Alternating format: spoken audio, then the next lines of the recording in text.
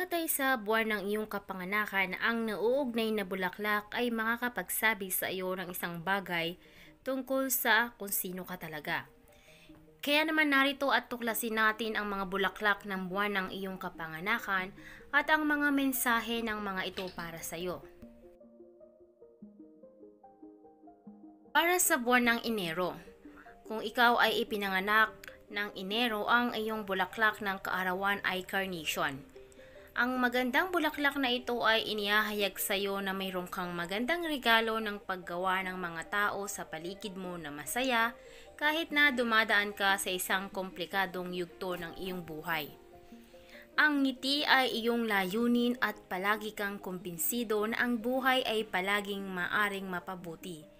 Kapag kumonekta ka sa mga taong katulad mo, ang iyong mga kasanayan ay nagiging mas matindi at ang iyong kaligayahan ay sa wakas ay kumpleto na. Pebrero. Kung ang iyong buwan ng kapanganakan ay Pebrero, ang iyong bulaklak ay ang iris. Ikaw ay isang incredible na tao. Kahit na maraming mga tao ang nasisiyahan sa pagdududa sa iyong mga kakayahan. Ang iyong katalinuhan at pagiging sensitibo ay mahusay na mga katangian na siyang nagbibigay daan sa iyo upang laging mahanap ang pinakamahusay na mga sagot sa iyong mga panloob na problema at nag-aalok ng maraming liwanag sa mga nakapaligid sa iyo.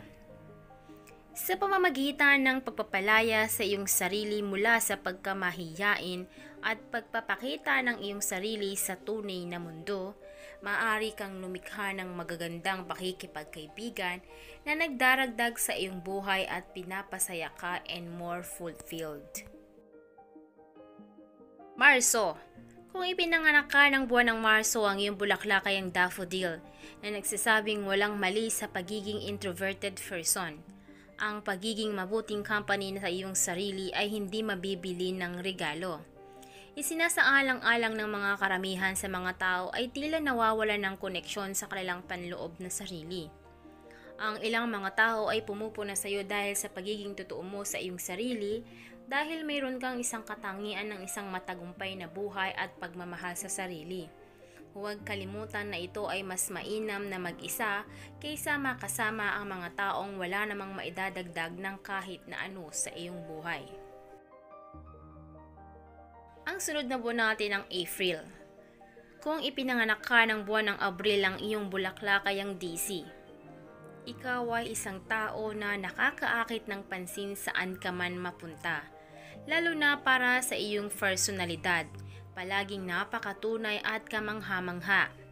Ang iyong dedikasyon sa lahat ng iyong gagawin ay incredible at ang mga taong nakapaligid sa iyo ay mas nakakaramdam na ligtas kapag malapit ka sa kanila. Gayunpaman, ang iyong liwanag ay may tendency na makagambala sa maraming mga naiinggit na mga tao. Mayo. Ang taong ipinanganak ng Mayo ay kinakatawan ng Lily of the Valley. Nangangahulugan ito na laging mayroon kang isang nakakapagpasiglang paraan ng paggawa ng mga bagay. Mayroon kang natatangi at positibong enerhiya na nagbibigay daan sa iyo upang laging makita ang buhay na may optimismo at liwanag, kahit na ang mga bagay ay hindi laging napupunta sa gusto mo. Hindi ka madaling masaktan dahil hindi ka naiimpluwensyahan ng sinasabi ng ibang tao sa iyo.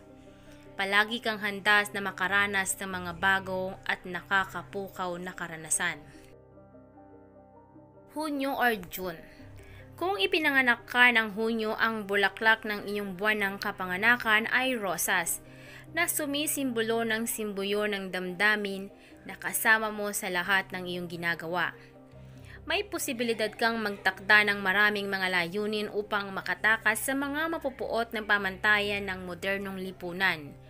Ang iyong pangarap ay upang mabuhay ng isang buhay sa lahat at sa lahat ng mga bagay na tunay, kasama ang mga taong mahal mo. July. May pinanganak ka ba ng buwan ng Hulyo? Kung ganon, ikaw ay kinakatawan ng bulaklak ng larkspur na nagpapayo sa iyo na palaging ipagmalaki kung ano ka. Ang pagsasama-sama ng mga panloob na kagandahan sa iyong panlabas na kagandahan ay hindi madali. Ngunit meron kang tulad ng isang espesyal na aura na maaring makita kahit nasa malayo. Ikaw ay isang tao na gumagawa ng pagkakaiba sa mundo at isang araw matututo kang makilala ang iyong mga katangian. August. Ang iyong bulaklak ng kaarawan ay gladiolus na kumakatawan sa karunungan. Ikaw ay isang tao na may lahat ng lakas na kinakailangan upang harapin ang lahat ng inilalagay ng buhay sa iyong landas. Ang iyong mga nakaraang karanasan ay palaging kapaki-pakinabang para sa paggabay sa iyo sa tamang landas at para sa paggawa ng tamang mga pagpipilian. Kapag nagkakamali ka, wala kang mga problema sa pagkilala at pag-amin sa iyong mga pagkakamali. And you commit yourself na pagbubutihan pa ang iyong sarili. Ikaw ay isang halimbawa ng balance at kababaang loob. September. Ang aster ay ang iyong bulaklak at nais ipahayag sa iyo kung sino ka talaga. Empathy ay isa sa iyong pinakamahalagang katangian. Karaniwan, hindi mo hinahayaan ang iyong sarili na makondisyon ng mga negatibong saloobin ng iba dahil matatag ka at kumbinsido ka na sa bawat tao ay may isang bagay na mabuti. Huwag kang mahihiya sa iyong mga kakayahan. Ikaw ay isang kayamanan na dapat ma-enjoy ng lahat. October. Marigold ang iyong bulaklak at magsasabi sa iyo kung sino ka talaga. Ikaw ay isang taong nagtatrabaho ng gusto at patuloy na nakatuon sa pagiging mas mahusay, kapwa personal at profesional. Palagi kang handang mag-alok ng isang kamay at mag-ambag sa pag-unlad ng mga nakapaligid sa iyo. Madalas kang nahaharap sa pagiging kawalan ng utang na loob at hindi mo alam kung paano ito haharapin. Hindi lahat ay tumutugon sa iyong mga pagsisikap. Kaya mag-focus lamang sa iyong bahagi at hayaan ang iba na harapin ang mga kahihinatnan ng kanilang mga aksyon.